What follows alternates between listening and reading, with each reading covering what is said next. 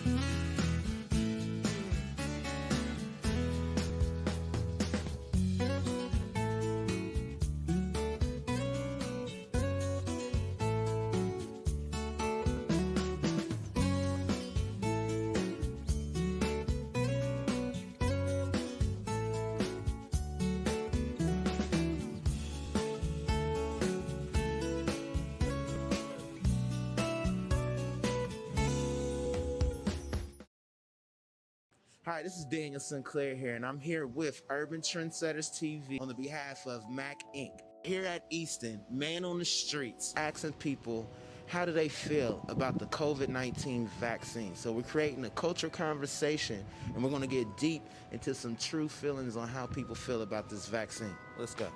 Feel about the COVID-19 vaccine? I never took and I don't trust.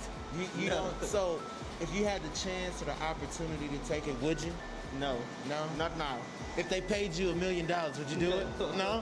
Okay, all right. The same incident happened in like 1900, and that time they took the medicines, Yeah. and almost like 100,000 people died because of the vaccine.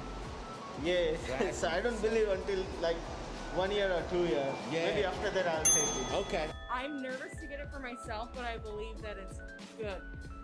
I will get it. Okay. So when it is available for you, you will get it. You believe that it's the right thing to do. Go get vaccinated. Keep it off the streets. I do believe, yes. Well, thank you very much. How you feel about the COVID-19 vaccine? How do I feel about it? Yeah. I don't know. You It might don't be a know? little iffy. I wouldn't take it. You wouldn't take it? Nah, even if they said they give you $1 million, you still ain't gonna take it? So, some people say they trust it, some people say they don't. I don't know, I guess we're gonna have to keep asking people to see really what's the real deal. Should you get the vaccine or not? Hey, sir, would you take the COVID-19 vaccine? The answer is yes, I'm going to. Yes, sir. So as soon as you get the chance, you're gonna sign up and get it. Well, yes, sir. Okay. How do you feel about the vaccine? I personally think that it's crazy. I cannot believe I'm saying this on camera, but it's crazy. I feel like it's crazy because when you think about it, just like the flu vaccine, people who got the flu vaccine, they end up getting the flu. Yeah. I've never had the flu vaccine and I've never got the flu. So it just kind of reminds me of that. I feel like I'm not taking that. Oh, No, I Flat don't out. trust those people. never. Never. No. Not why? even if they I just gave think you- back to the what was that thing that happened when they gave those black people the was it syphilis or something? Syphilis, yeah. What thing? It wasn't Tuskegee Airmen. Yeah, it was. It was. It was Tuskegee Airmen. Yeah. Yes, No, I sir. would never take that stuff. No. How do you feel about the COVID-19 vaccine? I think it's awesome and that everybody should get it if you can. She works in healthcare. Yeah. Okay. Yeah, I'm a nurse, so I haven't gotten it yet because I technically don't have a job right now. But as soon as I get a job, I'm gonna get it. So. A lot of people say they will get it. Some people say they won't. I don't know. Do you trust the COVID-19 vaccine? Good evening. Welcome to the inaugural Cultural Conversation. This is a series that we're launching this year to engage the community in dialogue on pressing issues of the day, with experts and panelists speaking to the issues on the scene right now. We were working with one of our new journalists here that we borrowed from Urban Trendsetters TV. And what we did notice in that was, though, it was pretty split along the lines of race in that. All of our African-American sisters and brothers were saying, I don't think so. I believe with the exception of one, everyone else was kind of like, yeah, I think I'm gonna do it. So this evening's conversation topic is just the facts, you decide, the COVID vaccine and the African-American community. And unless you've been on Mars since the end of 2020, you could not avoid hearing the buzz within the community around the vaccine and how we feel about it and whether or not we're going to take it. So there are concerns about what's in it, side effects, how quickly it came to market, and of course, the big one, is it safe? We're going to get to all of that. We're going to go through as we go through our conversation, please feel free to drop questions in the Q&A. We'll be monitoring those, and any questions that aren't asked during the actual conversation will be addressed in the closing Q&A. Attendees, you will all be off camera and muted throughout. So let's get right down to introducing our panelists. Joining us this evening to inform and educate and help us consider this now available vaccine are three of Columbus's finest. Dr. Frederic Bertley, President and CEO of COSI, the Center of Science and Industry. Dr. Mysheika Roberts, our Columbus Health Commissioner, who's been working really hard lately. And Dr. Karin Wurapa, Dr. Karin Small Wurapa, family physician and preventative medicine specialist. Unfortunately, due to clinicals that came up at the last minute, Dr. Danielle Jackson will not be able to join us tonight, but I think we are going to fare just fine. So before we jump into our conversation with our guests, let's lay the foundation for why we are in this dilemma in the African-American community. What has led to the mistrust of the healthcare system and the medical community that's creating this hesitance to accept this vaccine? So take a listen to a little bit of history. At the edge of Central Park in Manhattan, there's a bronze statue of a doctor named James Marion Sims, whose brilliant achievement carried the fame of American surgery throughout the entire world. He's the guy who created the vaginal speculum, an instrument gynecologists use for examination. He pioneered the surgical repair for fistula, a complication from childbirth, and became known as the father of modern gynecology. But that brilliant achievement was the result of a series of excruciating experimental surgeries that he conducted on enslaved women.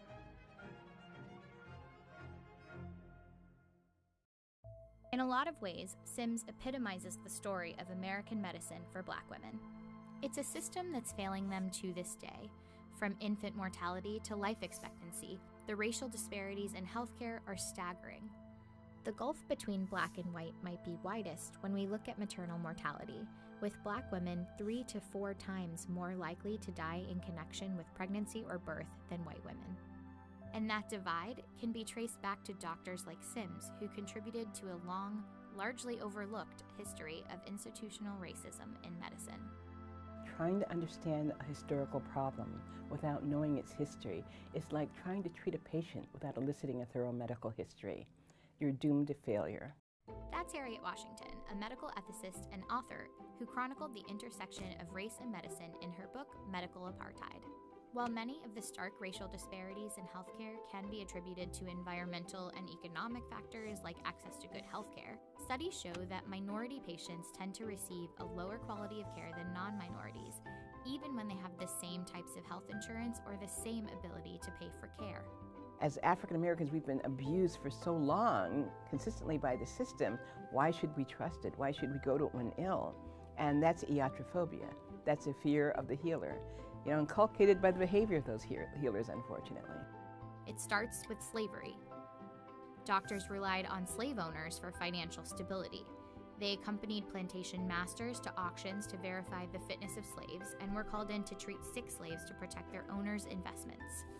In 1807, Congress abolished the importation of slaves and in turn pushed Black women to have more children, to essentially breed slaves. Founding Father Thomas Jefferson later wrote, "I consider a woman who brings a child every 2 years as more profitable than the best man on the farm."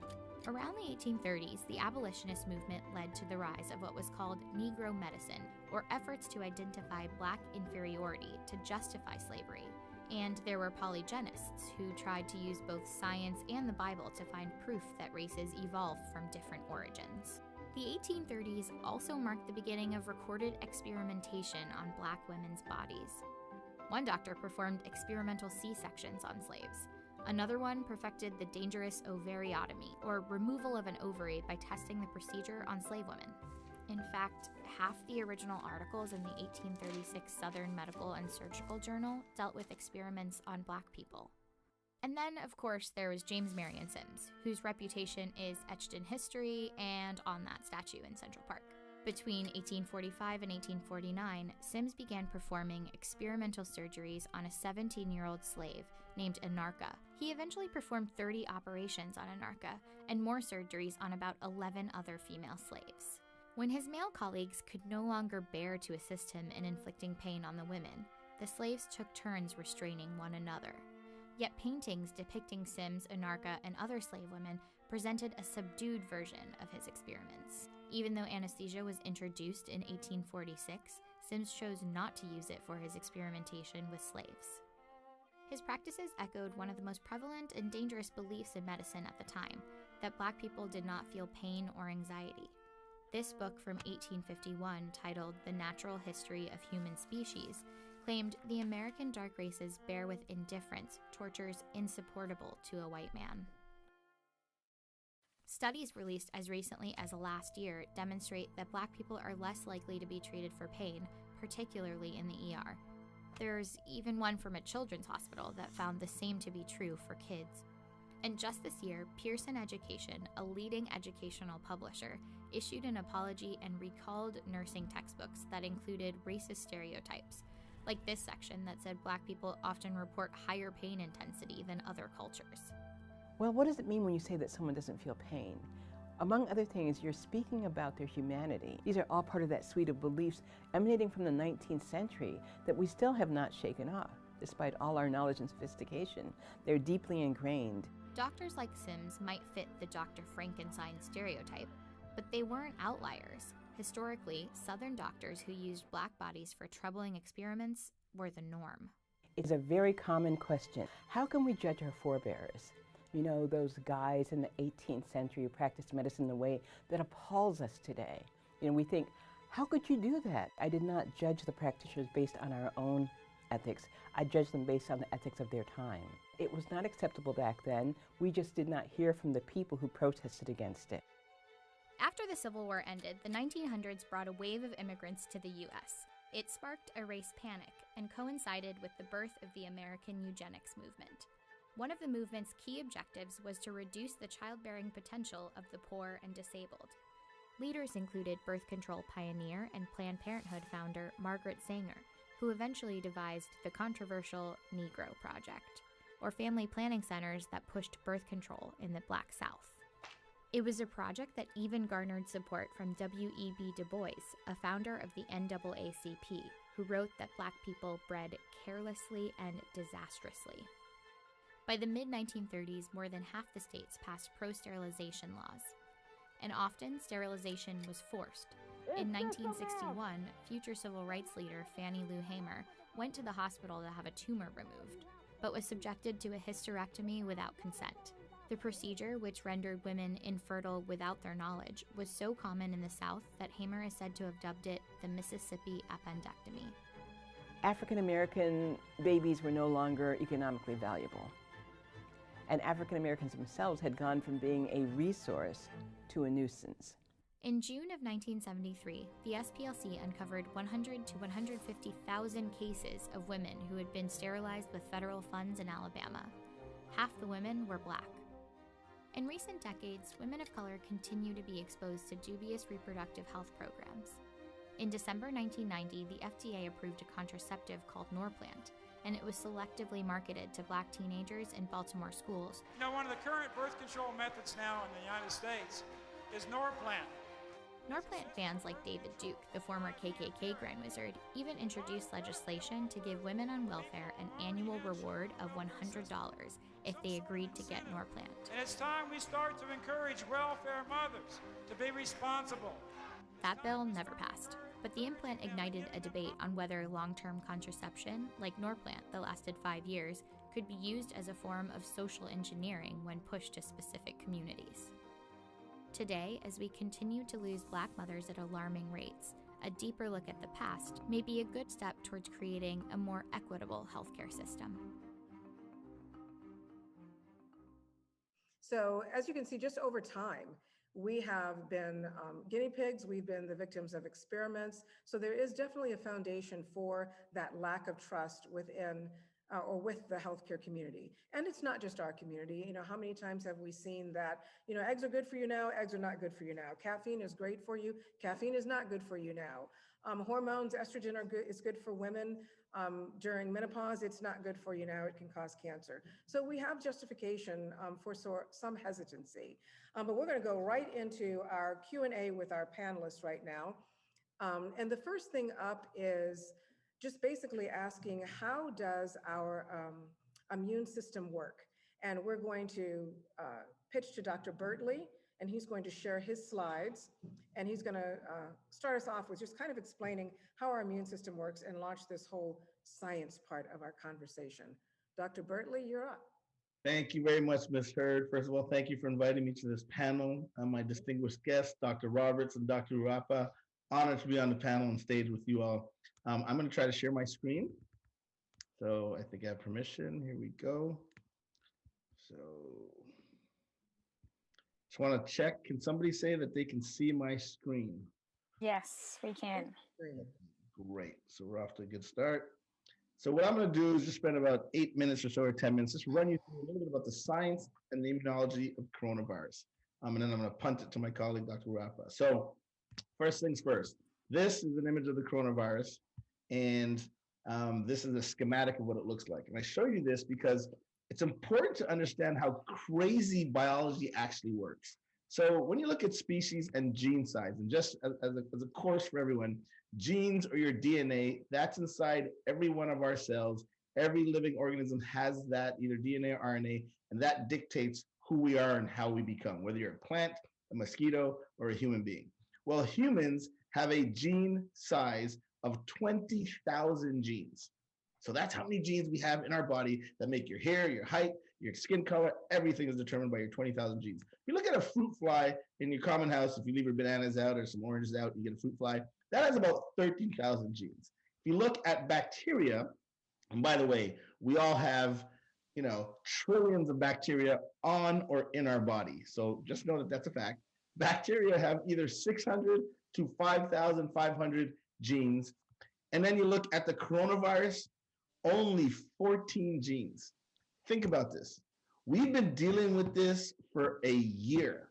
It has gripped not just Columbus, not just Ohio, not just the US, the world. And this living or non-living, however you want to define it, this entity called the coronavirus has only 14 genes, yet it's causing this much trouble.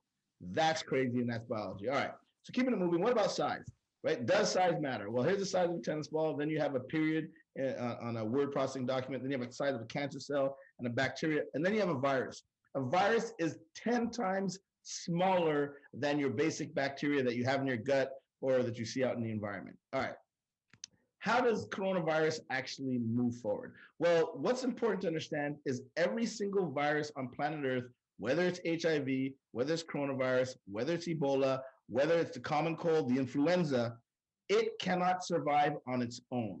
It has to bind to our cells, the cells in our body, and once it gets inside the cell like this, so follow the arrow, the red arrow, that's the virus, then it binds on. Once it gets inside the cell. So all that pink stuff you're seeing there, that's your cell. And now it gets inside your cell and it's shameless. Like viruses are shameless. They actually hijack your own machinery, your nucleus, all your stuff, your proteins, all the stuff inside your cell. It hijacks that and makes multiple copies of itself. Now think about that. Think about that. Imagine a thief coming into your house and not only going to steal your stuff, but they sit in your kitchen, they cut up the vegetables, they stew up some chicken, maybe even fry some dumplings, they eat the food, then they go to the bathroom, then they sleep in your beds. They leave the bed messed up, then they're like, peace, we're out. That's what the virus does. It comes into your cell, takes over, and leaves. Utmost rudeness. But anyway, that's what happens. All right. But how does the virus get into your cell, right? That's what's really fascinating. The virus doesn't break into your cell like these thieves, these burglars you're seeing. The virus literally uses a key.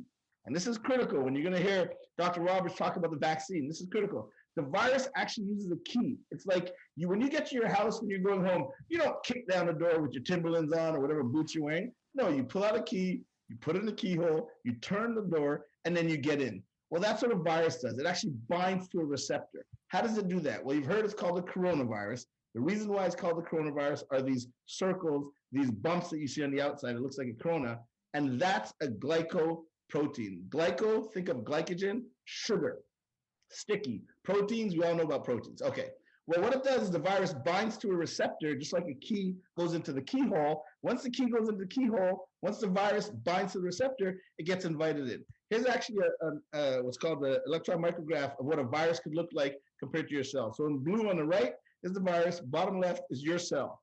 And this is where all the action happens. This is the key and the keyhole metaphor. And it binds, and once it binds, it gets invited in. Imagine you inviting a burglar into your house. That's what viruses do. And so it binds to that receptor, right? And now what's interesting is it binds really tightly. So if you ever had a little wet piece of paper on a countertop, it's kind of sticky, but you can peel it off. Well, compare that to Velcro. Velcro is much stickier, tougher to peel back. That's why coronavirus is so darn infectious, because the virus binds so strongly to your keyhole, to your receptor, and it gets in. And that happens right here where this red circle is. And so the vaccines that you're going to hear about later, the vaccines prevent that. They stop the virus from being able to bind to the receptor. Therefore, they block the virus from getting into your cell. The burglar can't get into your house, can't cook, can't fry up the dumplings. The virus is not happy, the burglar's not happy, it dies off. Fine.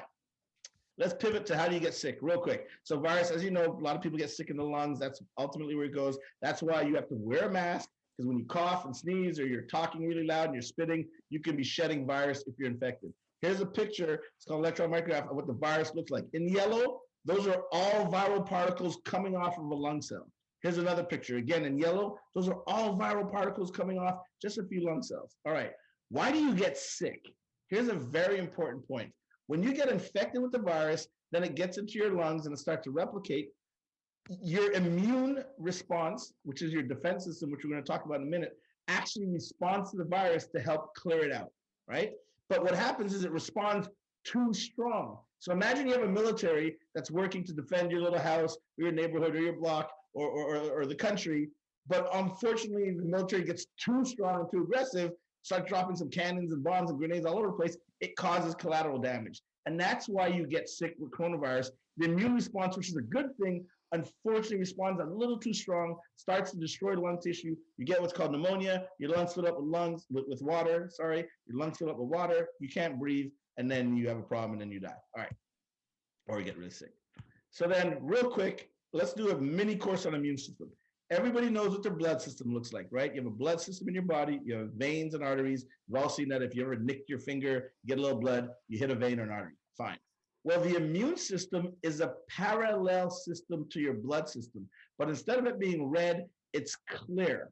It's called lymph tissue, right? And so you got all these vessels that are like blood vessels, but instead of carrying blood throughout your body, they carry the lymph tissue, the cells. You heard about antibodies. We're going to talk about that in a minute. All those things go through the system. And that's what you're seeing in this picture, all those blue little lines. And then you have these little factories throughout your body that are like little immune production factories. That's where all the action happens, that these cells get excited to kill off the bacteria or the coronavirus or whatever the bad thing that infected you.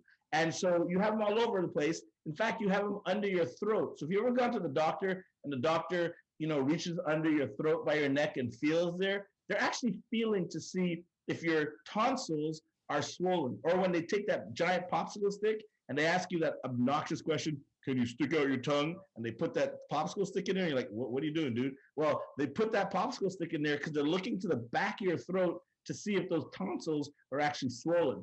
If they're swollen, that means your immune system is actually working, which is a good thing. And so it's inflamed, it gets a little larger. All right, now let's jump right to it. The immune system is pretty complicated, but there's two simple things you all need to remember, right? On top, you're looking at different bugs. You could have a parasite, a virus, a bacteria, a tapeworm, whatever. Once that gets into you, you're going to have an immune response. There are two main parts to the immune system. One called humoral. Think of humorous as in funny. Haha, it's a humoral threat, right? That response creates the antibodies. You've heard about this all through this pandemic. We're measuring antibodies. Do you have antibodies? Are the antibodies going to work? That's all created by the humoral response. Antibodies are fantastic because they can bind, right? They can stick up. Think of it as sticky stuff sticking to something. And once it sticks to something, it will destroy it, right? So imagine you have a donut and then you put sprinkles on the donut, right? Well, those sprinkles on the donut would be like antibodies to that donut. But in the case of your immune system, those sprinkles, those antibodies would destroy the donut. And the donut would disappear and the donut won't hurt you anymore. All right. That's the humoral response. The other piece is called the cell-mediated immune response. And this is important, right? And I'll tell you why in a minute. It's not antibodies that go and destroy, but you actually have these cells. They're actually called T killer cells. Believe it or not, yes, they use the word killer. It's called T killer cells. And what happens is if you're infected already, well, the antibodies aren't so good, and I'll explain that in a minute. And so you have this other side of the immune system, these T killer cells that can tell you're infected. So let's say everybody's wearing a blue baseball cap, but a dangerous baseball cap is a red baseball cap. Actually, I shouldn't have said that. I didn't mean a MAGA connection. So let's use a different color. Everybody's got a blue baseball cap, and 100 people got a blue baseball cap. One person's wearing a yellow baseball cap. You can see that yellow baseball cap a mile away. That's what the T cells do. They can see that different cap that, wait a minute, that's not right, and then they'll kill it. All right, come on. Why is that important? And then why am I showing you a W hotel symbol? Well, if you've ever traveled to Washington, D.C., and you've stayed at the W hotel, the cool thing about the W hotel is they have a roof deck. Roof terrace, you can get your lunch there. It's a really nice place. But what's cool about that roof deck is you can actually see the White House on any given day. You can see the White House. It's not far. And when you look at the White House real close, you're going to see these people on top. And these people on top, they're snipers. These are men and women who are trained. There are amazing marksmen and markswomen that can shoot somebody from a very far distance. Now, I'm not a violent person, but this is a good analogy to make sure you understand what's going on. Their job is to prevent anybody from getting into the White House, right? That's what those snipers are on the roof. If you are in the perimeter and they see you and you're not supposed to, they might take you out. Their job is to protect you from breaking into the White House, right? However, as good as these men and women are in terms of being marksmen and markswomen, what happens if you already get into the White House? What happens if you accidentally sneak past those snipers and you're in the White House? Are those snipers any good? No, they're no longer good because you're inside the White House. And that's the difference between antibodies, i.e., that humoral response, and that other side, cellular response. The antibodies are like the snipers, right? If you're a virus and you get inside somebody, those snipers can get you. But once that virus gets inside a cell, you remember that key in the keyhole hijacking your kitchen business? Once the virus gets inside your cell, those snipers on the roof or those antibodies in your blood system and your immune system, they're not helpful anymore. So you need a second system, and that's where that cell-mediated or the killer T cells come in. All right? So that's the course. And with that, I want to kick it over to my colleague. With that, I want to kick it over to my colleague, Dr. Wurapa. So I'll unshare my screen. Wow. Thanks, Dr. B. That was phenomenal. I had a flashback to medical school, and I love it. And it made such sense to me. And, I really appreciate putting the dots and connecting them together. I'm very visual, and sometimes it helps me to see things.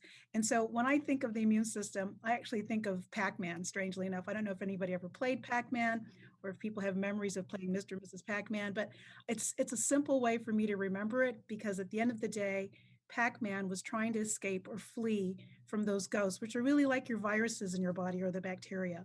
And the goal is really either get away from them or kill them. And I don't know if you remember in Pac-Man, they had those little pellets that they would eat. And if they ever got one of those super pellets or the big ones, they became like master killers, and they could take out any ghost, any virus, anytime. That's the way your immune system works. My thing to everyone is to remember that super pellet is like a vaccine. If you are able to get one of those super pellets or that vaccine, it does give you fighting power to help kill and get rid of that virus. And so as you're processing the conversation this evening, I want to ask you to think about the ways you're able to protect yourself, not just with the vaccine, but without, but recognize that there are some things that your immune system can do on its own. And we'll get into that a little bit later. And there are other times when you do benefit from the superpowers that maybe a super pellet like a vaccine can offer. And I also want to remind people, in that Pac-Man game, there were always little bits of fruit floating around in those little vessels. That's a really important point, because at the end of the day, your immune system is protected by what you eat. Most of your immune cells are actually in your gut. About 70% of your immune system is actually in your gut. So what you eat absolutely matters. And guess what? Your immune system loves plants and whole foods. So the more you eat those, the more protected and optimized your immune system is. I'm not going to get off on a tangent on that. I could talk all day, but remember, you have an opportunity to make a difference in how your immune system responds to this threat. And you can do some of it on your own, or you can do some of it with a little help from a vaccine. And vaccines, by the way, do have a great track record of taking something out. Thank you, Dr. Bertley and Dr. Wurapa, for giving us the basic science in all of this process. So now we're going to move to the part that really is why we're all gathered here this evening, and that's explaining the process of creating this vaccine. Is this a new brand? Is it something that people should be concerned about? We have a lot of questions about how we got here. So I'm going to pitch now to our health commissioner, Dr. Mysheika Roberts. If you would kind of walk us through how we got to this vaccine. Sure, I'd be happy to. Can everyone hear me? Great. So for most of us, we probably first really heard about COVID-19 or the coronavirus in December of 2019. I know that was the first time we probably heard of COVID-19, but for some, it might have been the first time you actually heard of coronaviruses. But for many of us in the healthcare field and in the science field, we had heard of coronavirus a long time ago. And we started first hearing about coronaviruses and how they could impact humans back in 2003, when we had a condition called MERS, which stood for Middle Eastern Respiratory Syndrome. And with MERS, it infected humans. Most of the cases, as you can imagine by the name, were in the Middle East. But there were also some cases in Canada and a few cases here in the United States. Since 2003 and fast forward to 2019 and 2020, scientists from around the world had been studying the coronavirus and how it impacted humans. In addition to that, there were some scientists that were also studying this new way of making vaccines with a messenger RNA. So when we found out about COVID-19 in December of 2019, with the first case being identified in Wuhan, China, causing severe pneumonia and death in a lot of people, we were quickly able to go back and look at the foundation and the work that many have been working on since 2003, use that knowledge about the coronavirus and couple it with the research and the knowledge that had been done with the messenger RNA vaccines. And they said, hey, we know that the only way to get to the other side of this pandemic, hey, these people were scientists from around the world, the only way to get to the other side of this pandemic is to create a vaccine. And one way that we could create a vaccine quickly is using messenger RNA. So in January of 2020, scientists from around the world were finally able to get the fingerprint, the actual fingerprint of the COVID-19 virus that is causing the pandemic we're all dealing with now. With that information, they were quickly able to go into the lab, use the knowledge they had gained and been working on since 2003, and put together a vaccine product that could be tested first in animals, then in humans, to see if it would be effective and safe. And so they went through that process. And I'm not familiar with this slide here. This isn't one that I have used in the past, but it goes through the different phases of vaccine trials. And typically there are 4 different phases of vaccine trials. Phase 1 takes a few human subjects, make sure the vaccine is safe. And then phase 2, 3 take more humans. And not only are they looking for safety, but they're also looking for effectiveness. Traditionally, here in the United States, when we do any clinical trials, whether it's with vaccines or with humans, we usually do them one after another. So phase 1 usually takes anywhere from 6 to 18 months. When that's done, then we do phase 2, again, 6 to 18 months. When that's done, we do phase 3, again, 6 to 18 months. And then we go to the FDA to get approval. Well, in this case, because we knew we needed a vaccine to get us to the other side of this pandemic, they did all the phases concurrently. Instead of doing them back to back, they did them all at the same time. So that was one of the reasons, along with the history from the work we've been working on since 2003, those 2 situations together allowed us to get this vaccine to the market so quickly. And so the 2 companies that were done first, and keep in mind, there are other vaccines that are out there still in the works that just weren't able to show effectiveness and safety as quickly as Pfizer and Moderna.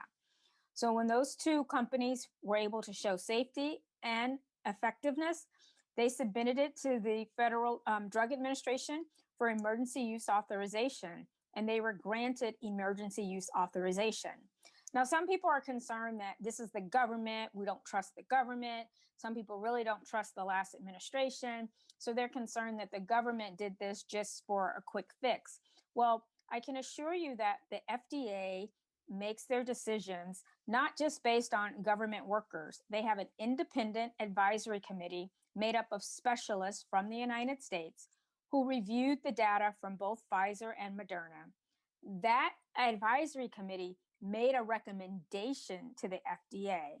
And then the FDA, which is a government agency, based on the advisory committee's recommendation, decided whether they were going to grant emergency use authorization. So I share this with you because there are multiple layers of protection here. It's not just a government agency going, rogue or trying to appeal to their elected official.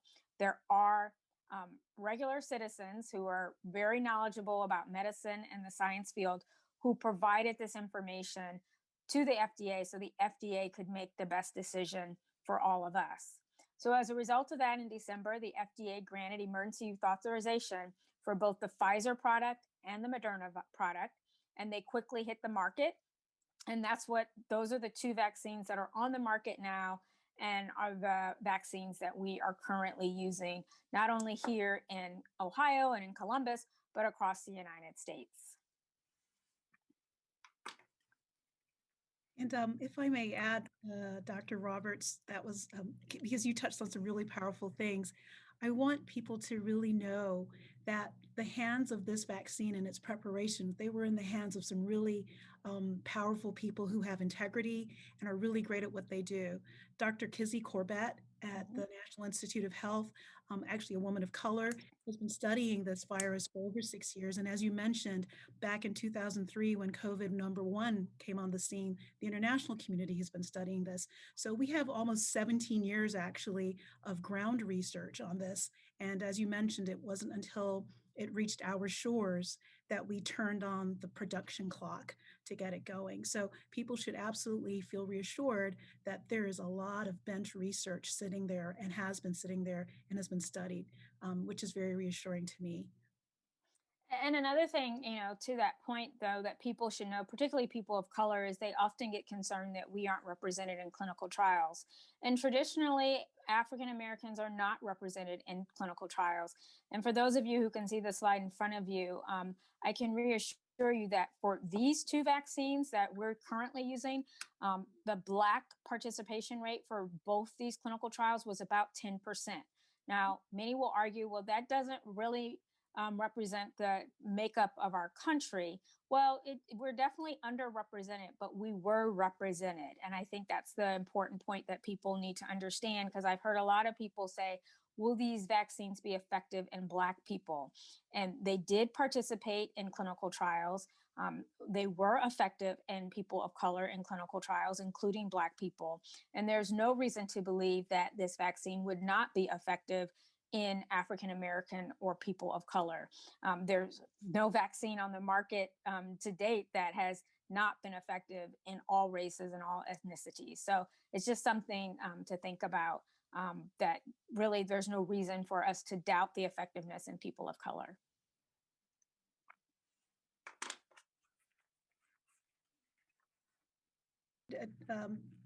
In case people aren't aware, there were on average a little bit over 70,000 people involved in just the Pfizer and Moderna studies, and approximately 7,000 of those people were specifically people of color who designated themselves as African American, and it was actually a little bit more than 15,000 who were people considered to be of Hispanic or Latin heritage. So there's a large representation of people of color involved in these studies. Thank you, guys. Sorry about that. I completely got kicked off. Not sure exactly what happened there, or how I lost you, but I'm back. So thanks for your patience. And obviously you didn't even notice that I was gone, because our guests are so great. So thank you for walking us through exactly how that actually happened, how we came to the vaccine. Let's answer some questions. And I'm sorry, when I got kicked off, I may have missed this, about what's in the virus. Dr. Roberts, you spoke about this earlier on a call that we were on. What is in it and what's not in it? Did you speak to that already when I got kicked off here? I have not, but I think your question is what's in the vaccine, right? Yes, Not what's in the virus. I'm sorry, yes, okay. I spoke. What's in the vaccine, exactly? Sure. Well, the vaccine is made up, you can see there, of some lipids, some potassium chloride, some sodium chloride, some proteins, and it does have some sugar. So that's what sucrose is. This is what typically is in a lot of vaccines, but I can tell you what's not in this vaccine, which is probably equally important. There are no pork products in this vaccine. There are no human remains. There are no fetal products in this vaccine.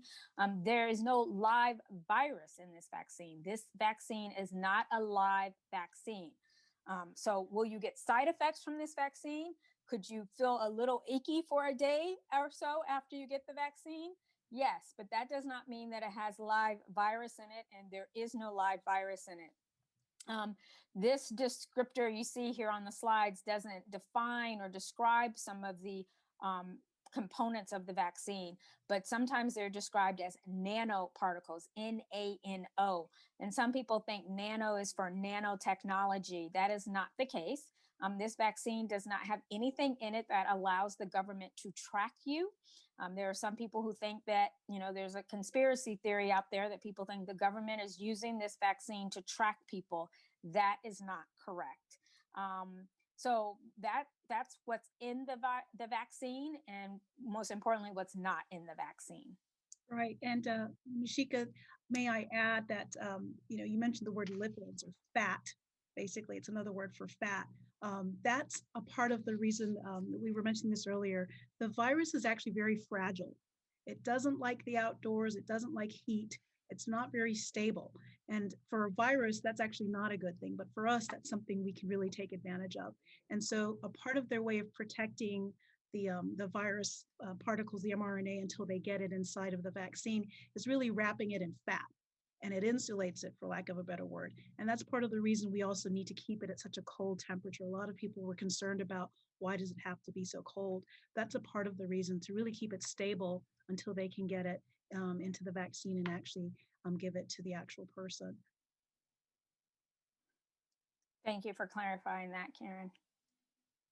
Is there any reason for us to have any more concern about this vaccine than any other vaccine that we take as children, or the flu shot, or any other inoculation that we get? Well, I think for this vaccine, the obvious is that, we don't have decades of experience with this vaccine like we do with the flu shot and the measles shot and chickenpox. So I think that probably is the obvious. A lot of people have questions about how frequently or how often will we need to get this vaccine or a booster of this vaccine. As you all know, for the flu vaccine, it's recommended that we get it every year, because every year the flu vaccine does change. At this point in time, we don't have an answer for how frequently we will need to get this vaccine. It could be as frequent as every year. It could be longer intervals than that. So I think, if that gives people pause, I could understand that. But at this point in time, we don't know the answer to the frequency. This vaccine has only been on the market for about I wouldn't say the market, it's only been on the market for about a month, but it's only been used in humans for about the last 7 months. So there's a lot we still don't know. But based on our history and our knowledge of how vaccines work, we don't have any reason to believe that there'll be any ill consequences of this vaccine. Excellent. So talk about the trials a little bit. You were saying that it's been in people's bodies for 7 months. So that predates how long it's actually been out, and we've been inoculating the masses here. I'm going to skip ahead a little bit here, just in the interest of time. Let's talk a little bit about what it's like to have COVID, and even what are some of the long-term effects. We're having people who have recovered from it now, and are talking about some of the lingering effects that they're having. Can you share anything with us about that? And what actually the slide on the screen is kind of referencing, I guess, that COVID process. Can we talk about the ugliness of what happens when you actually have COVID? Tracy, Dr. B tapped into this a little bit during his presentation, but in front of everyone, there's a particular picture of 3 chest x-rays, and I think it's important to take a peek at this. In a chest x-ray, whenever air goes through the body, it looks black. The person on the right, it says normal. That chest, there's a lot of black space, meaning the air is going right through their lungs, which means they're getting a lot of air in. But if you look to the left, it says COVID-19. You don't see a lot of black spaces in that lung, and that's because air is not getting through. So Dr. B mentioned what's happening inside their body to prevent air getting in. Well, your immune response, it's aggressive when it sees something for the first time. And so part of the virus damaging tissue is one thing, but your immune cells, when they respond, they create a lot of things, cytokines or inflammatory cells, mucus. I mean, the list is long, but that actually damages tissue as well. And so a part of the response and the care for people who have COVID is trying to get some of that inflammation controlled. And you can imagine they use medications to help with that. Next, it's just going to be the full panel.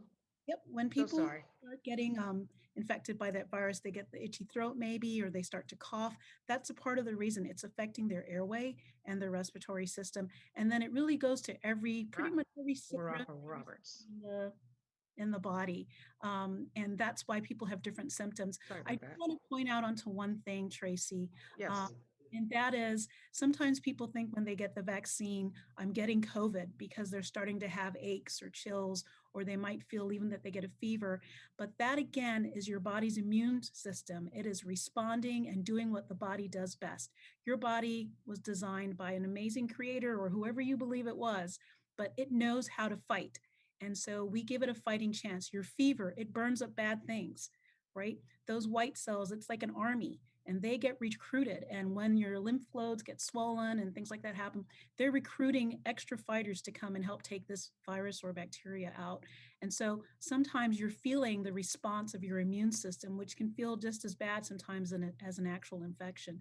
The sad part is, 50% of people, or half of the people who do get COVID and get sick, half of those people still have lingering problems even after they've gotten over the initial infection and disease. That's a big deal. And I think there is a slide that shows it, but everything that they have as a symptom during COVID initially, they can still have those problems later on.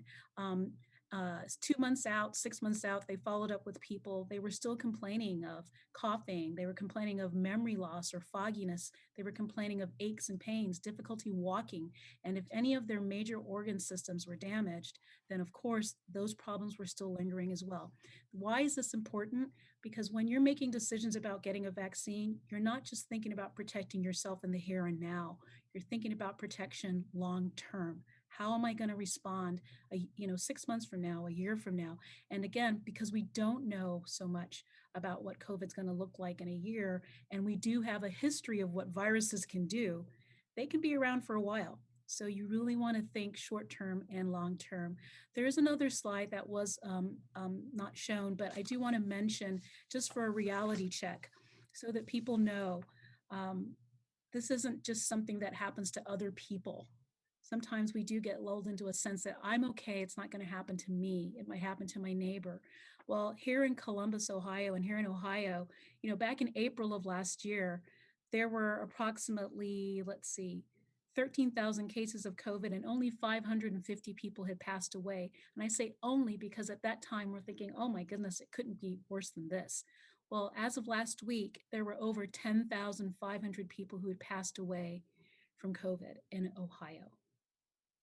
And I would just add to what Karin said, the numbers have grown tremendously. Here in Columbus, we've got over 73,000 cases of COVID-19. And in the county, we've got close to 110,000 countywide. And African Americans are disproportionately impacted by our cases, and particularly by our hospitalizations. We see more African Americans being hospitalized here in Columbus and Franklin County than represent our population. So the population of African Americans here in Franklin County is about 29%, but they represent 33% of hospitalizations. And if you look at Black and Brown people in Franklin County, we represent about 40% of the county population, but yet we represent about 60% of hospitalizations. And so, not everyone gets hospitalized. And to Dr. Wurapa's point, you could take a gamble and say, well, I'm going to pass on the vaccine and just hope I don't get the virus. I know a lot of people who've had the virus and have had very mild symptoms. But the challenge with that is we in the medical field at this point in time, we really don't know who's going to have the severe case of COVID-19 and require hospitalization and a ventilator, and who's going to have the mild cases. Sometimes the people we most expect to have, or we least expect to have a mild case, are the ones that are having a mild case. And the ones we least expect to have a severe case are having a severe case. I've seen 25-year-olds on a vent and then unfortunately lose their lives. Personally, I haven't seen them, but I've heard the stories. And, I have a family member who's 104 years old and got COVID-19 and was fine. So you don't know, and it's really like playing Russian roulette. We don't know who's going to have a serious case and who's going to have a mild case. Yeah. Thank you guys for that. Let's talk a little bit, Dr. Roberts, this is going to be for you too. And I apologize, we don't have your slides in our deck. I keep referencing those. But I do want you to walk us through the rollout for us, because you really are deeply entrenched in the distribution of the vaccine, the scheduling of the vaccine, the order, the group A, group B, how people are coming up. And I know we're having some issues around people knowing when it's their turn. We see on the news, all of those who are 85, 80, and they're ticking down the age there, but things like people who have compromised immune systems and things. There was a lot of conversation early on that they would be teed up in some of those early groups, and I haven't heard that reference. So what's our plan look like right now? Sure. So going back to the vaccine getting emergency use authorization. So once the FDA provided that, then the CDC, or a committee of professionals at the Centers for Disease Control and Prevention, put out guidance of when they thought, priority groups of getting the vaccine. And they put that out nationally, but it was really up to the states of how they wanted to interpret that and whether or not they wanted to use that guidance. Based on that, the state, Ohio, decided they wanted to do something a little different than what the CDC recommended. And they made those decisions based on the data from our state. So who was dying from COVID-19, which was our elderly population. The majority of our deaths in Ohio have come from long-term care facilities or congregate living facilities where we have our elderly population living. And then who was most likely, and then not only who was dying, but how do we also save our infrastructure? So the first group, so state of Ohio calls it phases. And right now they're saying phase 1, 2, and 3. All we know about right now is phase 1A and 1B. So we started with phase 1A, which were healthcare workers and those living and working in congregate settings, like long-term care facilities, like psychiatric hospitals, like rehab facilities, and drug treatment facilities, and some vets homes. That's what was included in 1A. The healthcare workers and those living and working in congregate settings. That would also include homeless shelters. The people in the shelters as well as the staff were included in that. So we worked on phase 1A for about 30 days. And then starting last week, January 18th, the governor said we could go to phase 1B. And now phase 1B consists of those who are over 65 years of age, those who were born with a congenital medical condition and they are under the care of the Board of Developmental Disabilities. And he also included in phase 1B staff working in K through 12 buildings, again, trying to get us back to normalcy, some sense of normalcy, and get kids back in school. So right now, that's all we know. We don't know anything that comes after phase 1B. And the governor says he's not likely to share that anytime soon because he really wants us to focus on the groups we're in now. So we're trying our best to get that information out there by using the media, using social media, and using community-based organizations that care for people in those groups. Although phase 1B includes those 65 and older, because vaccine supply is so limited right now, we did it in 5-year increments. So starting January 18th, it was those over 80. This past week, starting January 25th, it were people over 75. Starting next week, it'll be people over 70. And then February 8th, it'll be people 65 and older. Starting next week, we start vaccinating school staff that work in K through 12. That's a big undertaking. We here in Columbus have about 10,000 individuals that we need to vaccinate just in the Columbus jurisdiction. So that's going to take us some time to get through that group before we can even think about what the next phase is. So it's a heavy lift. Everyone has to be patient. But what I would also remind people of is start thinking now about what your questions are about the vaccine. What we found with phase 1A is a lot of staff who qualified for phase 1A were hesitant to get the vaccine at first.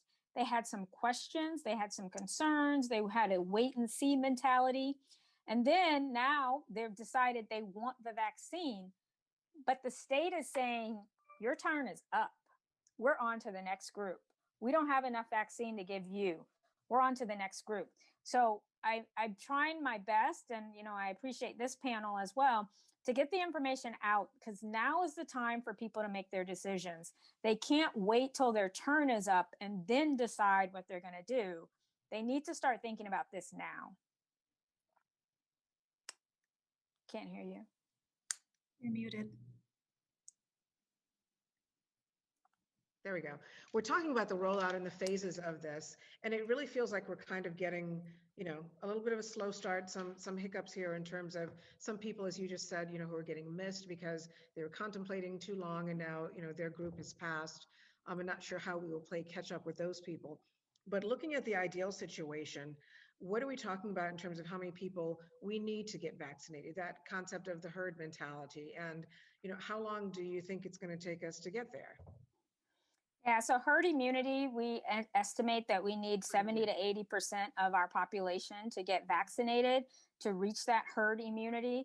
At the rate the vaccine supply is coming in now, it's going to take us a while. We're optimistic that vaccine production is going to increase and that we could get other products that come on the market. There's a Johnson & Johnson product that could be coming out shortly. The preliminary data that I've heard is that the vaccine might not be as effective as the current vaccines that are on the market, but there'll be options for individuals, and options are always a good thing. So as we get more vaccine and as we get more options for vaccines, I think we could potentially, assuming people also agree to get the vaccine, by fall and definitely by the end of the year, we could be closer to that point. But there are a lot of unknowns that, we can't control between now and when that might happen. Yeah, and Mysheika, Dr. Roberts is touching on something really important. The purpose of a vaccine. The vaccine helps the me, but it also helps the we, the group, the community, right? And so helping the me protects me from getting really sick. At the end of the day, it doesn't cure us. It doesn't get COVID out of the world, but it does prevent me from getting very sick. It does prevent me from needing all of the intensive care. But what does it do for the community? And that's what leads to the herd immunity concept. Well, it protects the infrastructure, because if everyone got sick, the hospital system and the care system could not provide care. And the staff members themselves are sick, they're not available. But what about the herd being protected?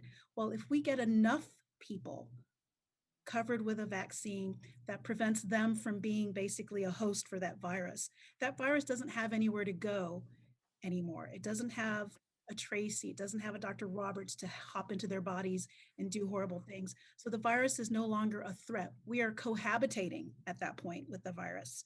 Okay. And vaccines allow you to cohabitate with a threat. Someone was referencing to their faith beliefs the other day. And I said, yeah, truthfully, evil, sin is in the world, yes, but you can live with that if you have on some good protection. And I think the vaccine allows you to protect yourself, as are a lot of other things that we need to remind people about: wearing a mask, keeping your distance, and the list of other things. They're all necessary, not sufficient on their own, but they're all necessary. And so I really want to encourage people to remember that they're making a decision not just for themselves, but also for the community. And if you protect the community, you save the species. Our ancestors, anyone who has a history of African ancestry, smallpox was the threat for them back home. We don't see smallpox anymore, but a lot of them, they were inoculated by their own families and relatives who had smallpox, so that when they were exposed to it later on, they didn't get as sick, right? We do that with chickenpox. Sometimes people used to send their kids into the herd where other people had chickenpox to get it. The same concept, but we're using a vaccine basically to turn your immune system on. It's a little bit of a safer route than sending you into a herd of people with COVID, because we don't know if you go in, you're going to come out. So I'm encouraging people to process, how does this affect me? How does it help me? But also, how is it going to protect the species going forward? So we're already seeing some mutations. We referenced this a little bit earlier. The strain coming out of the UK, and OSU reported 2 weeks ago about a different mutation of the strain already here and present in Ohio. So what are we considering when we're talking about the vaccine in terms of it actually mutating as we are still trying to vaccinate our population against COVID-19? Do we have any information about how the vaccine will engage and impact these new mutations of it? Or is it too early to even predict that? Sure. Let me jump in to discuss that stuff. So a few facts. We like to talk about facts. Let's talk about a few facts. As of April 2020, there were already 31 different variants of coronavirus out there. 31. We didn't hear anything about them, but the basic scientists who analyze this stuff found them. Now, those were anywhere from significant mutations to tiny little variants, but they were there. Fast forward, in September in the UK, this new strain was found in September of 2020 and hit the UK. Didn't hear much about it. Then the news broke 4 months later in December that, oh, there's this UK strain, it's taking over areas of the UK, etc. And the world went bananas. And America said, oh my gosh, is it going to come here or not? Well, it was discovered 4 months earlier in the UK. People have been traveling back and forth from London to JFK and having parties and stuff. So we knew it was going to be in the US. And guess what? The difference in the US versus the UK and the rest of Europe and other places is in Europe, they were looking for various strains. We now have a safe and effective vaccine. They were measuring if, thanks for the shout out, Doctor, or they were measuring if there were mutations. But in the US, we were so behind with this coronavirus, we weren't even looking and thinking about mutations. We were like, can we test people?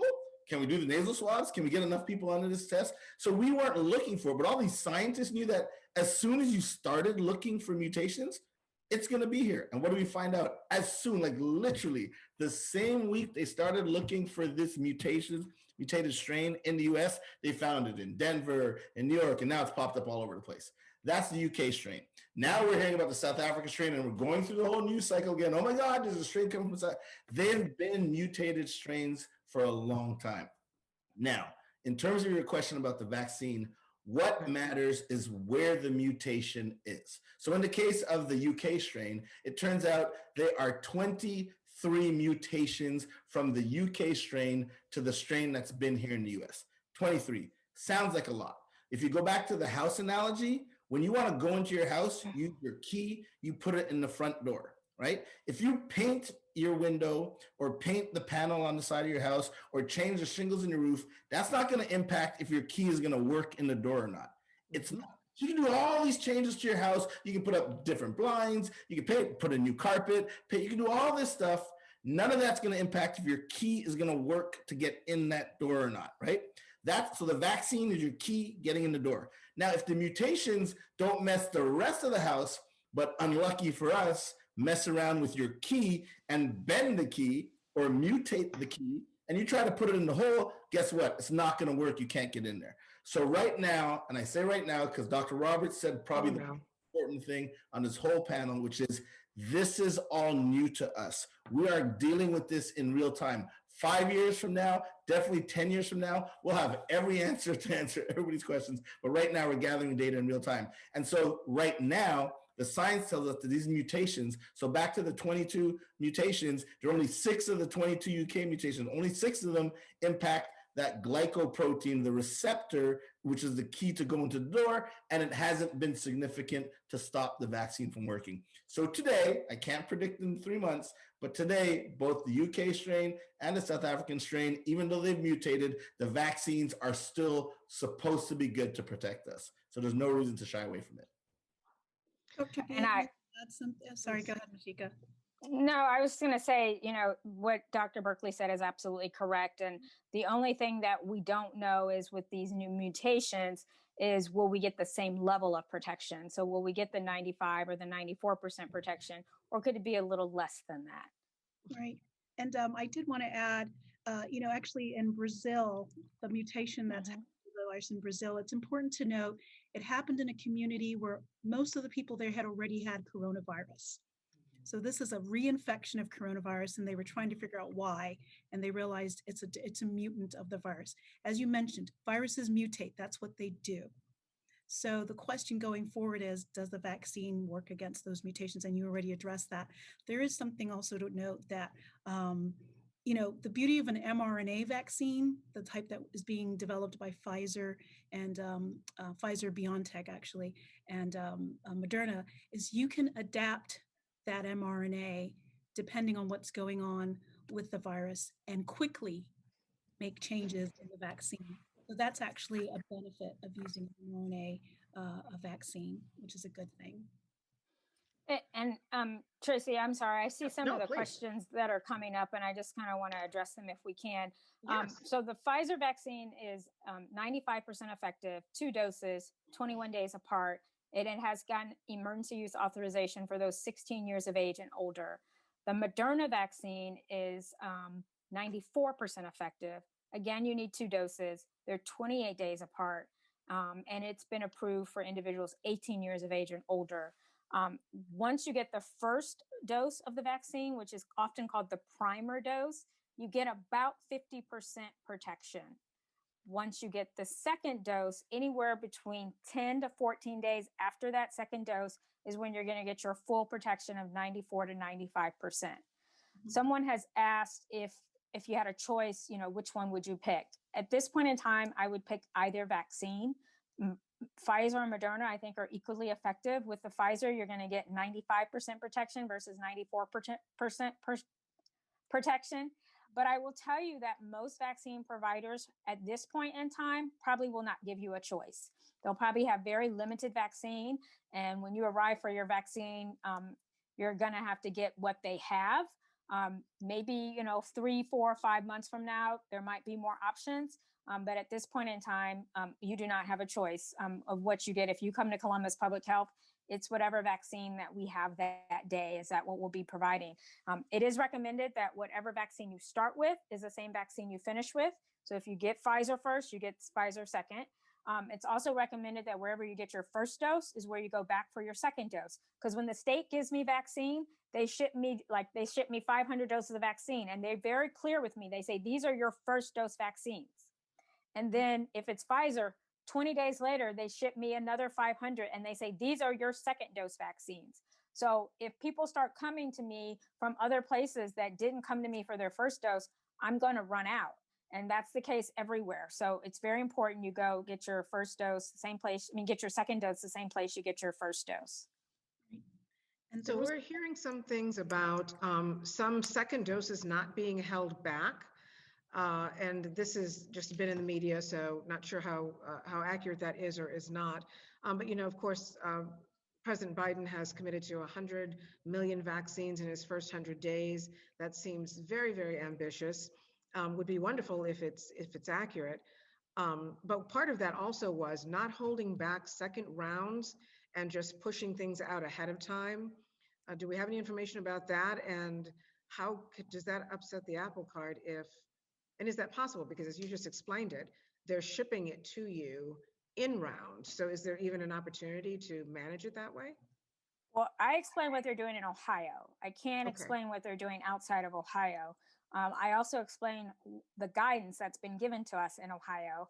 I can't explain what other vaccine providers choose to do with those vaccines. So I'm not saying that there aren't vaccine providers who are given a shipment of second doses and take a gamble and say, I'm going to give these second doses to some new people and keep my fingers crossed that I get that shipment next week, that I can replace my second dose supply with my new shipment. So we don't do that at Columbus Public Health because it's not worth it to me to take that gamble. I can't say if other providers in Ohio do that or not. Okay, appreciate that. So let's talk a little bit about some of the fear behind this. We've talked about all kinds of things, but Dr. Wurapa, if you would specifically, you kind of walked me through an example when we spoke earlier about how you counsel people in their consideration of this, and the questions that you ask them or ask them to consider for themselves in terms of what are they afraid of and how you would encourage them to consider that versus other alternative realities. Right. And, the struggle's real. No one wants something to be injected into their body. They don't really have a good understanding of what it does. And their fears, which are legitimate, can take over. But I really am encouraging people to step back for a minute and do what I consider to be scientific. How do you make your decisions? How do you what's the paradigm or what's the algorithm or what's the system you use or the strategy you use when you're making decisions? What's driving it? Is it fear? Is it fact? Is it emotion? And what's feeding that? For people specifically with the vaccine, I do ask them a couple things. Assess what your risk is of exposure. If you're an essential worker, you're frontline, your risk is different than if you're living in the mountains by yourself and you're not coming into the valley for any supplies. Most people live with other human beings, so they have risk of exposure. And Dr. Mysheika already mentioned, you need to assume everyone has COVID when you can interact with them. So if that is the case, if you have a risk from exposure, if there are other people in your home who have risk of high exposure, you may not be going out, but your partner or your loved one might be, or you live in a home with multiple generations or multiple people. That makes a difference. Your risk is higher at that state. Do you share congregate living? Assess your risk of having severe illness and actually getting sick. COVID's an equal opportunist. It hits everybody and we don't know how we'll respond, but we do know that people who have other medical problems, they definitely get sick. If you have medical conditions like diabetes, if you have medical conditions like obesity, if you have medical conditions like high blood pressure, kidney disease, respiratory problems like asthma or COPD, which is obstructive lung disease from maybe a lot of other things. But all of those things do make you more vulnerable or susceptible to getting severely ill when you do get exposed to that virus. How is this going to impact you personally? How is it going to impact your family? It might not make you sick, but it might make other people sick. If you're not able to work and you're the primary breadwinner in your home, how does that affect you? Because, some people may say, I don't want the vaccine, but if they have ever stopped to process what happens to my family if I'm sick or if I pass away, they need to reevaluate making that decision. And then, of course, you have to assess what's going on in the community around you.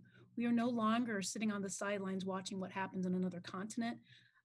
The coronavirus is alive and well in this country. It's extremely prevalent. So you are likely to be exposed to it, if not already. And then the last thing I do ask people to process, well, two things. How are you doing with following the protocol to keep yourself safe? Are you the one wearing the mask? Are you wearing your mask properly? Are you the one who pulls it under your nose? Can't breathe? Are you the person who pulls it down when someone asks you a question and you can't hear them or understand them? You pull your mask down. I have to let you know, when you pull your mask down, it doesn't help you to hear any better, but it feels that way, right? So if you're doing those things, if you're not really following the protocols, if you're not really following through on those things, you're making yourself higher risk. And then the last thing I ask people to think about, which is most important, is how informed are you and where are you getting your information from? If the sources are not credible, you need to step back, because our thoughts can, they can play really horrible games with us. And if we're feeding ourselves information, playing a tape over and over again of information that's incorrect, it definitely feeds the frenzy. And then, people do mention sometimes, well, they've done things to us in the past. Yes, there have been horrible, atrocious things done to us. But I ask them, what are you reassured by? I'm reassured by the fact that Dr. Corbett helped to design this vaccine, a woman of color. I'm reassured by the fact that Dr. Fauci's, he's really, almost like a, what's the word, as they say, like a dog on a bone when it comes to getting things right and paying attention to the details. We have here in Ohio, Dr. Roberts. She was one of the first who said, we do not want a super spreader event in Columbus. We will not allow the Arnold Classic to come here. And I don't know if people know much about the Arnold Classic. It's a big deal in Columbus. It's a big money maker in Columbus. And she said, nope, not in my city, because we will have a super spreader event. This was back in March of last year. And sure enough, 2 weeks later, coronavirus blew up in the state and around the country. So when we have healthcare providers and public officials who are willing to go the distance and make the tough decisions, that reassures me. We have the new administration really paying attention to equity issues. They've appointed Dr. Nunes to be on that.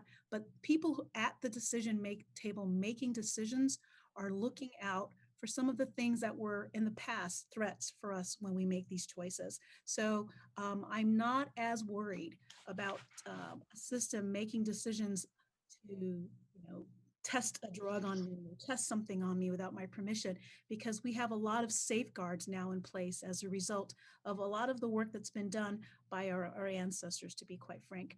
And then, Dr. Roberts mentioned this earlier, when you're making that decision, how much time do you have? I say make the decision today, because you don't know what tomorrow will bring. So exactly. I got to follow that. I love it. I want to begin with ditto.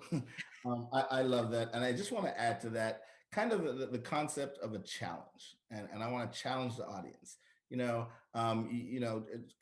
Moderator Tracy, you talked about at the beginning, and you alluded to it, Dr. Wurapa, the historical facts of this nation and how it treated Black and brown populations, slavery, antebellum period, the Tuskegee experiment, Henrietta Lacks, the sterilization of Black women, et cetera, et cetera, et cetera, right?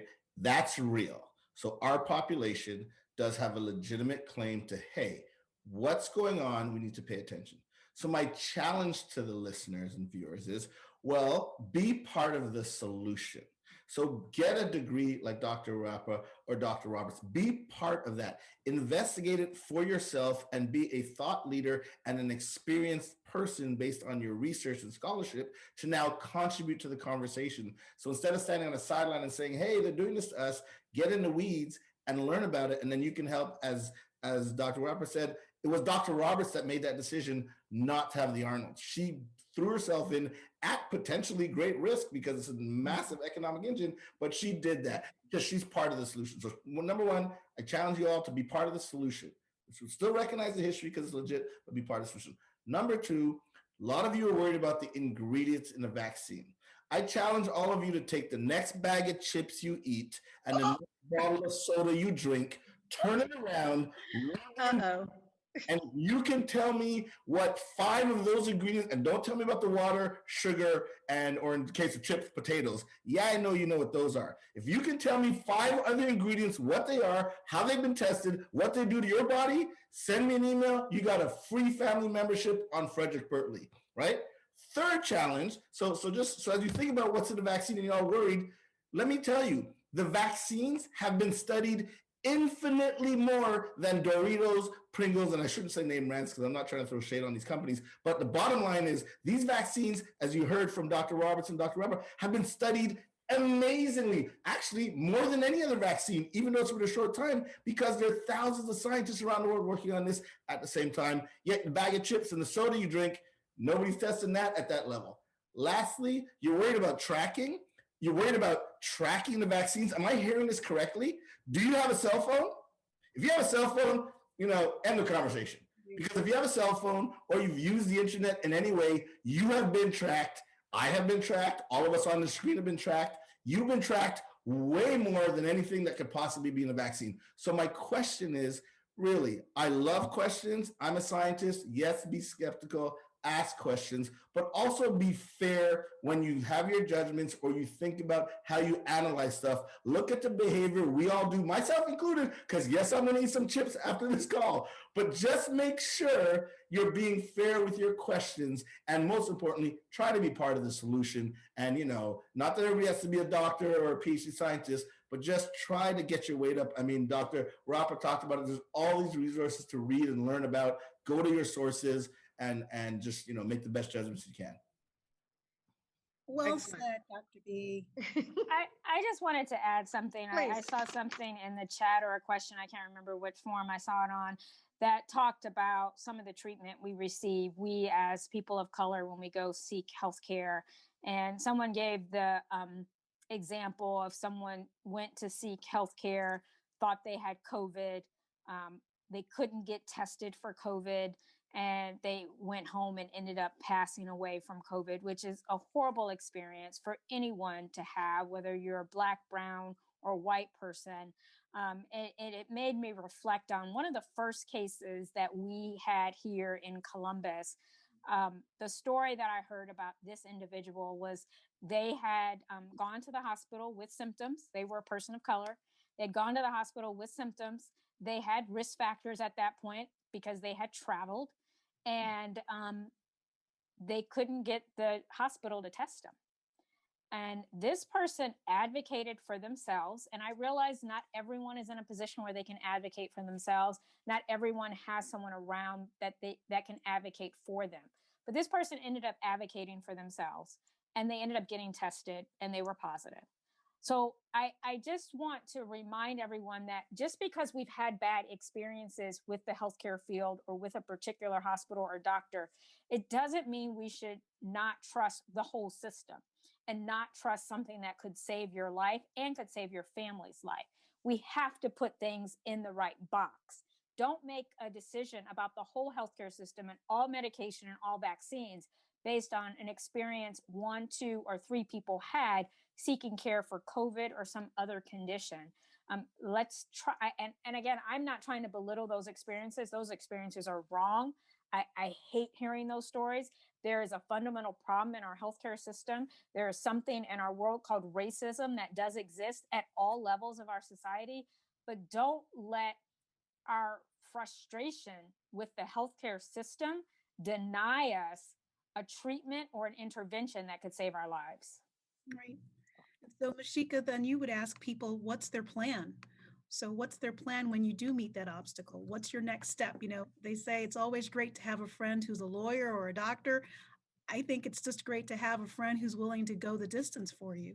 But what is your next step when you meet an obstacle, when you have a symptom or you make that phone call, you can't find the place to get the vaccine, whatever it is, what's your next step?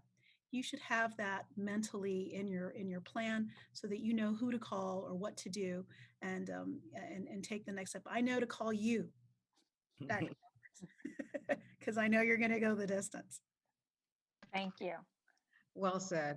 And I just want to take a moment to really give a shout out to Dr. Roberts. When Dr. Bertley brought up, or no, I'm sorry, I think Dr. Wurapa brought it up first, but both spoke to her courage in canceling the Arnold Classic. Was a huge, huge decision for her in our community. And she's, you know, on the front lines, on the wall every day, making decisions for our community, and grateful to you for the time that you're putting into this, and your wisdom and the decisions that you're making on behalf of our community. And Dr. Wurapa spoke to our trusted advisors. You know, we're getting many of our questions that we got ahead of time, we're ahead of the conversation this evening, were things that I myself had seen repeatedly in social media. So, you know, those trusted sources, you know, we have an excellent person in Dr. Roberts right here in our community. You know, Dr. Bertley at COSI, who's one of our scientists, Dr. Wurapa, who is a family physician. You know, we have resources here that we can trust, that are part of our community, that we know, you know, we can depend on. And those are the sources that I think we defer to when we have questions or when we hear crazy things and need solutions. And Dr. Bertley, when you were talking about those Doritos, which I did eat right before we got on today, and I don't remember the last time I had a Dorito, but I tried to eat them all today. One of the things that it made me think of was just the analogy of food poisoning. I myself have had food poisoning, and that's a horrible thing that I would not ever wish on anyone. But I didn't stop eating food, unfortunately. As the reason, probably could have eaten a little less. But, you know, as horrible as that experience was, I didn't decide that I was no longer going to eat food because of that. You know, and I think it's the same thing when we're looking at our healthcare, you know, and weighing that against the positives and the amazing strides that we have had in medicine, you know, over the centuries. Medicine is what's keeping us alive. I shouldn't say medicine is what's keeping us alive. Good healthcare is what's keeping us alive. You know, part of that is diet and exercise and how we take care of ourselves and maintain, you know, the original temple that we were given. But we're getting some great benefits out of the healthcare system. So we, you know, it's that throwing the baby out with the bathwater. And I think we often tend to do that in times of crisis because we're just afraid. And when things are new like this and overwhelming, we don't know. We don't have answers, and they're just not coming fast enough. So let's talk a little bit about what we know and what we don't know. I'm going to start to wrap it up so we can get to some of the questions that we didn't answer. Some of our doctors were really great at monitoring the chat and the Q&A as we were going through this and just pulling them out and incorporating them into the conversation. But what we don't know, some of the things that were mentioned already, the lifespan of the immunity that you get from, the lifespan of the immunity after the COVID-19 infection. Lifespan of antibiotics and the protection of the vaccine, you know, needing the booster like a tetanus or, you know, getting the flu shot every year. Response of the mutants, you know, that we talked about out of the UK and the new strain that we found here in Ohio. Reinfection, you know, it's happening, but, you know, we're still learning from that. We don't have all of all of the answers to this and how exposure impacts us and how many times we can be exposed. Vaccine effects, if any, On children, they're just now starting to look at, that's the next group that I heard today that they're going to be looking at, that under 16, considering how we may distribute that vaccine to them and if it would be even that same vaccine. And vaccines on pregnant women. I think it was mentioned earlier, they're always excluded from those initial trials. Long-term effects of COVID-19 after actually having a really acute illness. All kinds of things, from diabetes to difficulty walking to high blood pressure. We just don't have a complete list of that because it seems to be really individual. Long-term effects of COVID-19 on children and asymptomatic persons, people who've had COVID but really just didn't get sick from it. And what does that mean for them, and what does it mean for the community? And finally, those long-term effects of the vaccine. No danger signs during the expected window of problems for the vaccines. Now, moving on to the good news of what we actually do know. We make the best decisions we can with the information we have, including lessons learned and relying on proven truths. And I think we've kind of addressed that a little bit going through this. We work with what we have and we move forward with the best information that we have at that time. And from the best advisors that we have. Decisions to vaccinate affect both the individual, the me, and the we. There's a social obligation in this consideration. And that's important because how we manage the we determines even how safe I am in this context. When we talk about things like the herd immunity and really getting a handle on this for the entire society and not just protecting ourselves. COVID-19 does not discriminate, but thrives in people with multiple health issues like asthma, those pre-existing conditions that you might have that make you susceptible or more susceptible should you get sick. Pfizer was approved and administered in 3 other countries before in the USA. So even before it got here, we had a little bit of traction seeing it actually work and be successful through that immunization process. Knowledge of the past must dictate the safeguards of the future. And again, this goes back to what I've heard Dr. Roberts say a million times, about masking up, the things that we all know already that we should be doing, wearing our masks, social distancing, washing your hands, and not exposing yourself when you don't have to. I think we've kind of gotten comfortable a little bit with the mask thing. If I'm wearing the mask, then I'm safe. There's a difference between being safe and having a safeguard. And that's what the mask is. It helps, but it's not an absolute guarantee. We've got a couple other things that are listed that we know for sure, but I want to move now into a little bit of wrapping up what our questions were so that we can make sure we get to some of the ones that I received earlier, because even in our extensive conversation, there are some things that I do want to address that came from our audience. One thing was, will there be mandates? As we've talked about moving through this, who's getting the vaccine, who's people considering not getting the vaccine, how that impacts the herd immunity and that concept, and what happens if we're not hitting those thresholds? Are mandates something that you think we would actually look at? And that's to anybody. Well, I'll say briefly, mandates happened when smallpox started. The military was the first one to get a mandate to get the vaccine. And we've learned a lot about how Americans respond to mandates. Having said that, there's nothing on the books and no talk right now of mandating it, in part because we're still in a study phase. We're still trying to learn about this. The vaccines themselves have been given EUA status, meaning it's an emergency use status. It's not an approved for life status. And until we have all of the time that we need to really evaluate things, I'm pretty sure we're not going to be worried about getting mandates to give that vaccine. And people should also know there's discussion about employers trying to mandate it for their employees. And there are a lot of protective voices out there to make sure that that doesn't become an issue. The biggest concerns are mandating that people do the things that we know work, and that is wearing your mask, that is physically distancing, and that is ventilating the space well. And when people wear masks, sometimes they assume, as you said, they don't have to physically distance, but you actually need to physically distance as well. I'm always disturbed when I see even lawmakers, they're huddled together talking, or people in the streets are talking and they're wearing a mask, they think they're safe. No, you're actually not. You absolutely need to keep your distance. There's a time to embrace and a time to refrain from embracing. But we're still in that time. Absolutely. You know, here at MACC, our job is focusing on supporting the development of cultural competence within the healthcare system, as well as across all systems and institutions in our society. And COVID really highlighted some of the issues and disparity within the healthcare system, especially for marginalized populations, as we've already discussed. So what should our response as a society be?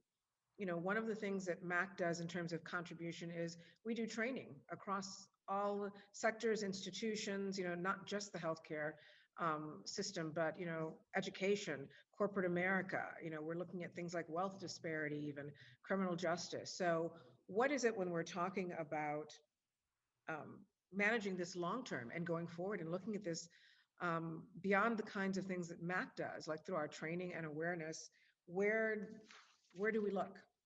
You know, being a former politician, of course, I always think policy. Anything else that we should be looking at, how we're managing to be able to approach that next crisis from a stronger position? Yeah, I'll jump in first. I mean, it really comes down to education and what you're doing today and what MACC is doing. And the more opportunities for people to learn and access information is critical. As Dr. Wurapa said, we can't mandate the vaccine right now because it's still in that E phase. Still in that emergency phase. And so we gotta wait for data because we have other mandates. I mean, you can't go to certain schools if your kids aren't vaccinated with measles. I mean, we have mandates that surround other vaccines, but we can't do it now. It's the way I like to frame it up is very simple. Everybody who's listening to this conversation, put your hand up if you're sick and tired, as Maya Angelou would say, of being sick and tired of the pandemic. We're all sick and tired of the pandemic, period. You know, you either know somebody who was infected by it, and unfortunately may have known somebody who passed because of it, but you may have lost your job because of it. You know somebody who lost their job because of it. We know the economy is hurting. I mean, the fact of the matter is there's this real thing called the coronavirus pandemic that has gripped Columbus, Ohio, United States, and the world. And at the end of the day, there unfortunately are only two answers to get out of it. Answer number one is you remove the host, meaning you remove where the virus can replicate, right? There's 7.7 billion people on planet Earth. Well, you remove all of us, and if there's no host, then the virus won't be able to survive. That's not a great alternative. We kind of like our around. The only other alternative is to control the spread of the virus. And right now, there's only one way. Like the medicines that they're coming up with, which are great. I mean, from where we are today compared to 12 months ago, there are some decent therapeutics that are at least helping people who are sick if they can access that to get better over coronavirus infection. But that won't stop the virus. That'll just help those people who are sick. To stop the virus, which is the only solution to all of this stuff, right now, there's only one answer, and it's vaccines. So one, as both Dr. Roberts and Dr. Wurapa said, we got to keep, studying the vaccine, the results, and making sure the data, has a long-term protection and all that stuff. And we're going to do that each week, each month that goes by. But the second thing is we do have to get as many people educated to understand that there's no other alternative. And so for me, it's education. And it's being fair. You got to listen to people. You got to meet them where they're at. You got to hear their legitimate complaints and gripes. But then you have to engage in dialogue where you're respecting their ideas, but they're respecting stuff that you're bringing. And hopefully you're bringing data and evidence as to why this might be a good idea. I would have nothing to add. I mean, I think the only thing I would say maybe is from a policy standpoint, to your point, we need to think about how we care for our marginalized communities. It's clear in our country, and it's not so evident in other countries, that when we hit this pandemic and when we, had people lose their jobs, when you had people have to stay at home to take care of their kids because schools were closed, we had many in our community that lost their jobs. And whether it's our unemployment system, our safety nets just cannot sustain that again. So I think, once we're on the other side of this, I anticipate there's going to be some changes, some policy changes made of how we really take care of our communities. Absolutely. And this is something that we all have to be a part of this process. From everything from that My Brother's Keeper perspective all the way to actually engaging your government. And one of the things that electeds struggle with is really getting that electorate involved in these things and coming to the fore. But it seems like in the midst of a lot of social unrest right now, people are finding their voices. So we're hoping that that will carry over into situations like this as well, where we will continue to be advocates for ourselves across the board where there is disparity. A couple other questions that came up. I'm sorry. I was saying you have a lot of questions. I do. I just wanted to get to some more of the ones that came through. We had people who were submitting questions even earlier. I'd not heard these, but this was just kind of some of the spinoff of side effects as well as adverse effects, I guess, the long term, the long range. But does Bell's palsy play into this in terms of could that be something that's triggered by getting the vaccine?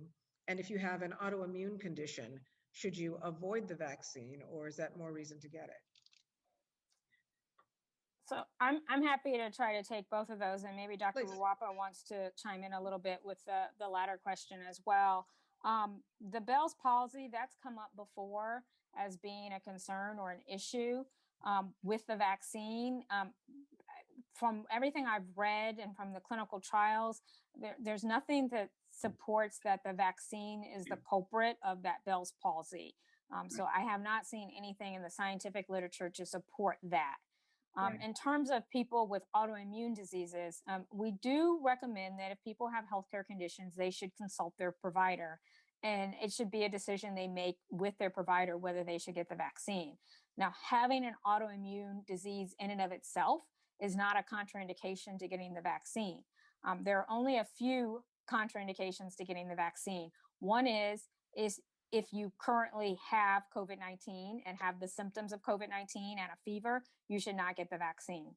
Two is if you've had any other vaccine within 2 weeks, you should not get the vaccine. There should be a 2-week interval between any other vaccine and the COVID-19 vaccine.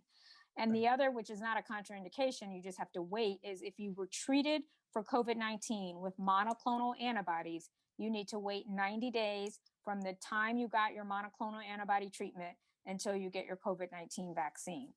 So those are the main contraindications for getting the vaccine. But if you do have an autoimmune disease, depending on what you might be, how you're treating that autoimmune disease, your healthcare provider might tell you how to time that vaccine so that you get the optimum response.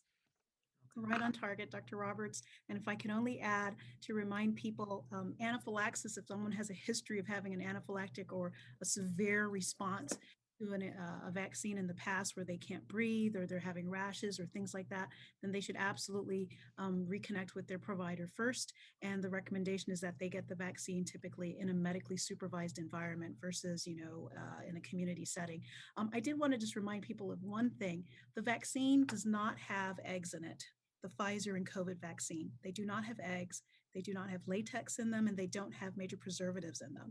So things that typically would cause people to have what we consider an adverse reaction, those are not present in these particular vaccines. There were over 68 vaccines being manufactured as of March last year, and some have fallen along the wayside. And depending on the vaccine that comes out, we reevaluate what's in it, and then you can make a decision accordingly. But for the two that are being used in the United States right now, there are no major contraindications, as Dr. Roberts mentioned, except for if you had an allergy to something in the vaccine, and you've seen the list of what's in there, so you should be reassured. And one more bit of information, over 2.5 million people have received the vaccine so far, and when they did the studies, per million, there were only 11 people who got COVID after getting the vaccine. That's a reassuring number. For 1 million people, 11 got COVID. That's very reassuring. And the ones who got COVID, of the ones who actually got COVID, had allergic reactions, and of those people who had allergic reactions, half of them had a history of having allergic reactions to vaccines to begin with. So you should be reassured by that these vaccines are not creating major problems in terms of actually having responses to them. That's very reassuring. Excellent. I'm hearing what I was just getting ready to move into, and that's closing comments from our panel here today. And I'm going to give you all an opportunity if there's anything that you'd like to reiterate or anything that we didn't touch on today that you'd like to share, please take this opportunity. Dr. Bertley, we'll start with you. Yeah, I mean, you know, Marx Garvey said it best, knowledge is power, right? I'm proud to be on this panel with these distinguished folks. The good thing is there's a wealth of information out there. There's this modern day Alexandria library called Google. The bad thing is there's a modern day Alexandria called Google. And so you can search and go down rabbit holes, but just have questions. You know, it's important to question stuff, but it's also important to go to value trusted sources. Some are on the screen, some, you know, we all know we kind of got a sense of who's trusted, and then take your questions and then listen to the answers and look at the data and be open to have a conversation about the questions you really have, and don't just have questions for the sake of being obstinate and having questions. You know, education is the key. The more you learn about it, you don't need to be a medical doctor, you don't need to be a PhD scientist, but speak to people. And if you can't access medical doctors or PhD scientists or nurses, do speak to them, ask your questions, push them to give you information. But then when you get the information, analyze it with some level of objectivity and then form your own conclusions. Thank you. Dr. Roberts, anything you'd like to add? Sure, just a few things that I want to touch on. I think there was a question about pregnancy. This vaccine can be used in people who are pregnant. The American College of Obstetrics and Gynecology did recommend this vaccine for those who are pregnant and breastfeeding. So I just want to put that out there. I also just want to remind people, someone asked the question, I think, will the vaccine prevent you from spreading COVID-19? From what we know about this vaccine thus far, it will prevent you from getting very sick from COVID-19, but it doesn't mean that your nasal area or your throat couldn't be colonized with COVID-19 if you were exposed to COVID-19. So, you know, you have the vaccine and that's your armor, that's your protection. So the virus doesn't get into your system, but that doesn't mean the virus doesn't just hang out in your nose and never, you know, the virus could still hang out in your nose, just not get into your system. You're not getting sick, but it could hang out in your nose. So if you're not wearing a mask and you're around your elderly grandmother who may or may not have gotten the vaccine, you could give COVID-19 to your grandmother. You would have no symptoms. Your grandmother's not protected and she gets sick. So that's why it's important that even though people are getting vaccinated now, even after you get vaccinated, this is a layered approach. You know, if you remember Dr. Acton, she talked about the Swiss cheese, and we have to stack cheese on top of each other to cover up the holes. The vaccine is just one layer of protection, in addition to our mask wearing, in addition to social distancing at 6 feet, in addition to washing our hands. So it's important that we continue all of those preventive measures that we all have been doing for some time now. And I would just encourage people to stay informed, pay attention to what's going on for when it's your turn to get the vaccine. And if you've made the decision to get the vaccine, roll up your sleeve and get vaccinated. Well said, thank you. And Dr. Wurapa. Well, they've said it all. I don't know if there's much to that. I do want to just remind people, though, that put on your full armor. When you're going to war, soldiers don't go to war ill-prepared. They condition themselves, they optimize their immune system by eating properly, exercising, getting proper sleep. Those things have power. Your body is protected a lot by what you do. In the same breath, you know, wear your mask, and whatever you do, do it well. Your mask does not belong under the nose. It belongs over the nose and over the mouth. If you're going to physically distance, physically distance. If you're going to ventilate the space well, ventilate the space well. And if you can't, it's okay to say, this isn't a safe space for me. I need to leave. That's absolutely okay. And then, of course, good sanitation, and protect your bubble. It's okay to say so-and-so, X, Y, or Z, they are not a part of my protective bubble. I don't know what they do. I think I'm going to ask you to stay away from our bubble. And of course, back to basics. Your grandparents used to tell you, eat certain foods, don't eat those chips all the time, right? Eat the plants, take your cod liver oil tablets, whatever those things were, there was a reason for it. Those things all optimize your immune system. So don't ignore that. And then in terms of, you know, just a reminder, there's no one single thing that's going to guarantee 100% protection. There's no answer that any one person can say, you will not get COVID if, but you have a lot of things to reassure you.